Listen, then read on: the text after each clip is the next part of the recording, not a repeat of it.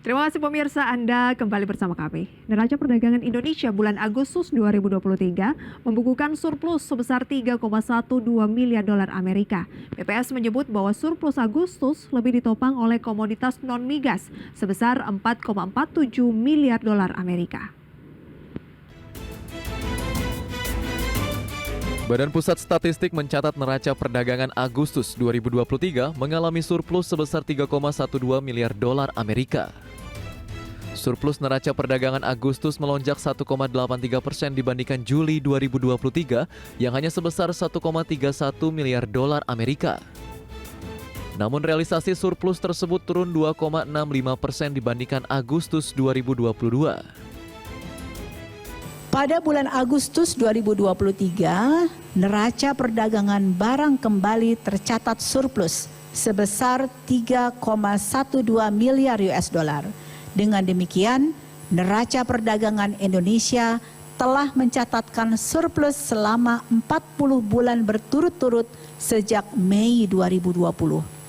Nilai surplus Agustus 2023 ini kembali meningkat dan lebih tinggi dibandingkan dengan bulan sebelumnya. Namun kalau kita bandingkan dengan bulan yang sama tahun lalu, memang lebih rendah.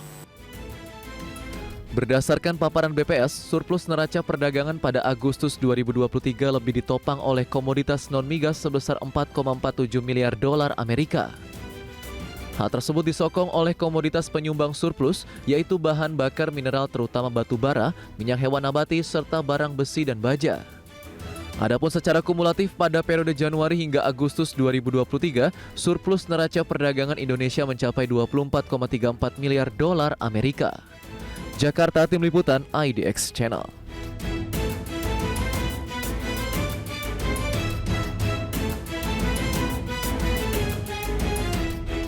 Itu dia pemirsa, seiring dibukukannya surplus neraca dagang pada Agustus 2023, maka BPS memastikan bahwa neraca perdagangan Indonesia telah mencatatkan surplus selama 40 bulan beruntun. Nah, sementara itu pemirsa, pada Agustus 2023, Indonesia mencatat surplus perdagangan dengan beberapa negara. 3 surplus terbesar diantaranya adalah India dengan surplus mencapai 1,42 miliar dolar Amerika Serikat, dengan surplus Amerika Serikat sendiri pemirsa mencapai 1,27 miliar dolar Amerika Serikat, dan juga negara berikutnya adalah Filipina, surplusnya mencapai 834,2 miliar dolar Amerika Serikat. Adapun defisit perdagangan dengan beberapa negara lainnya adalah dengan negara Australia, Brazil, dan juga Thailand. Defisit perdagangan dengan Australia adalah sebesar 0,61 miliar dolar Amerika Serikat, dengan Brasil sekitar 0,47 miliar dolar Amerika Serikat, dan dengan Thailand sekitar 0,82 miliar dolar Amerika Serikat. Dari sisi ekspor, nilai ekspor Indonesia pada Agustus 2023 mencapai 22 miliar dolar Amerika Serikat atau naik 5,47% dibandingkan ekspor di bulan Juli 2023. Nah, dibanding dengan Agustus 2022 atau Agustus tahun lalu pemirsa, nilai ekspor memang ada penurunan sebesar 21,21%.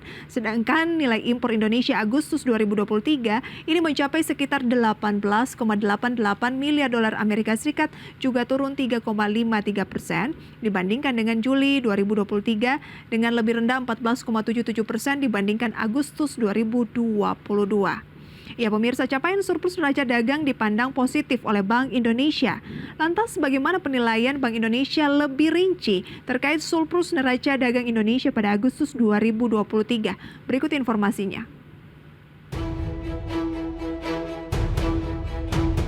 Badan Pusat Statistik mencatat neraca perdagangan Indonesia pada Agustus 2023 surplus sebesar 3,12 miliar dolar Amerika Serikat atau lebih tinggi dibandingkan dengan surplus pada Juli 2023. Terkait capaian tersebut, Bank Indonesia memandang surplusnya neraca dagang sebagai hal positif untuk menopang ketahanan eksternal perekonomian Indonesia ke depan. Lebih lanjut, Kepala Departemen Komunikasi Bank Indonesia Erwin Haryono mengatakan bahwa Bank Indonesia akan terus memperkuat sinergi kebijakan dengan pemerintah dan otoritas lain guna terus meningkatkan ketahanan eksternal dan mendukung pemulihan ekonomi nasional.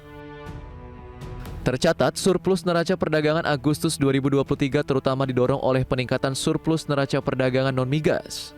Perkembangan ini didukung oleh peningkatan ekspor non-migas dari 19,64 miliar dolar Amerika Serikat pada bulan sebelumnya menjadi 20,69 miliar dolar Amerika Serikat. Adapun peningkatan ekspor non-migas bersumber dari kenaikan ekspor komoditas biji logam dan CPO. Kenaikan juga tercatat pada produk manufaktur seperti pakaian dan aksesorisnya serta barang dari tembaga. Jakarta, Tim Liputan IDX Channel.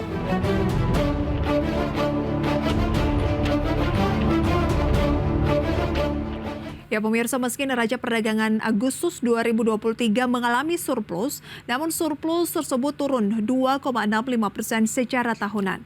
Turunnya neraca dagang didorong oleh penurunan ekspor semua sektor. Penurunan kinerja ekspor tidak hanya dialami oleh Indonesia, tapi juga terjadi di banyak negara. Berdasarkan data Kementerian Keuangan, ekspor periode Januari hingga Agustus 2023 mencapai 171,52 miliar dolar Amerika Serikat. Adapun impor Agustus 2023 tercatat sebesar 18,88 miliar dolar Amerika Serikat atau turun 14,77%. Kepala Badan Kebijakan Fiskal Kementerian Keuangan, Febrio Kacaribu menilai penurunan kinerja ekspor tidak hanya dialami Indonesia, melainkan juga terjadi di banyak negara akibat melemahnya aktivitas ekonomi dunia. Ekspor China dan juga India turun selama Januari hingga Agustus 2023. Dan di kawasan ASEAN, ekspor Vietnam juga mengalami penurunan dalam periode yang sama. Sedangkan Malaysia dan juga Thailand turun dari periode Januari hingga Juli 2023. Meskipun pertumbuhan ekspor Indonesia secara nilai termoderasi, tapi masih menunjukkan peningkatan secara volume. BKF menilai permintaan ekspor produk unggulan Indonesia ini masih cukup kuat, tercermin dari pertumbuhan volume ekspor non-migas yang masih tumbuh 9,5% pada periode Januari hingga Agustus 2023. Nah, meski neraca dagang Indonesia mampu mencatatkan capaian yang positif, namun sejumlah tantangan tentunya masih harus dihadapi. Salah satunya pemirsa adalah terkait dengan harga komoditas unggulan Indonesia. Lantas seperti apa penjelasan BPS mengenai fluktuasi harga komoditas? Langsung kita simak informasinya berikut ini. BPS melaporkan bahwa fluktuasi harga komoditas unggulan Indonesia di pasar dunia masih berlanjut. Badan Pusat Statistik menyatakan, hal tersebut bisa dilihat dari volatilitas harga batu bara dan minyak kelapa sawit yang cukup mencolok. Menurut BPS, pada Agustus 2023 harga minyak sawit anjlok minus 2,01% secara bulanan menjadi $860,8 per metrik ton. Sementara untuk batu bara melonjak 8,52% menjadi $152,6 per metrik ton.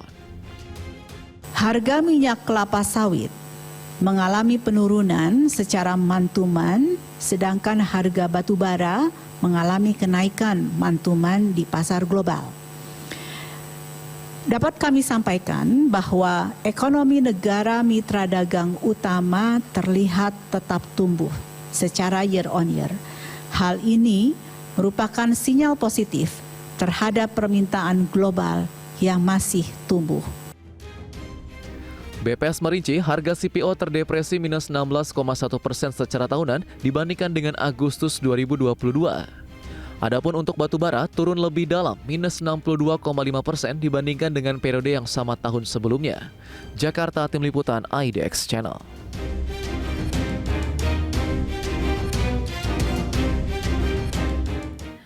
Lebih jauh pemirsa, menurut BPS pada Agustus 2023 harga minyak sawit anjlok 2,01% mantuman menjadi $860,8 Amerika Serikat per metrik ton. Sementara untuk batu bara melonjak 8,52%. Ya, BPS menyebut bahwa harga CPO terdepresi minus 16,1% dibandingkan dengan Agustus 2022. Adapun untuk batu bara turun lebih dalam, minus 62,5% dibandingkan dengan periode yang sama di tahun sebelumnya. Lebih lanjut, Ekonom Center of Reform on Economic Yusuf Randy menilai bahwa proyeksi secara umum pada sisa 2023 masih ada kemungkinan menurunnya surplus neraca dagang. Ia menuturkan bahwa hal tersebut dikarenakan harga komoditas berada pada tren yang terus melambat. Selain itu, bersamaan pada akhir tahun umumnya kebutuhan untuk impor berpotensi mengalami kenaikan, baik itu bahan baku penolong industri maupun untuk barang konsumsi. Untuk itu, ekonom menegaskan bahwa defisit pada neraca dagang harus diantisipasi agar neraca dagang tidak mengalami penurunan, maka kinerja sejumlah hal perlu didorong, terutama di pasar-pasar ekspor alternatif di luar negeri.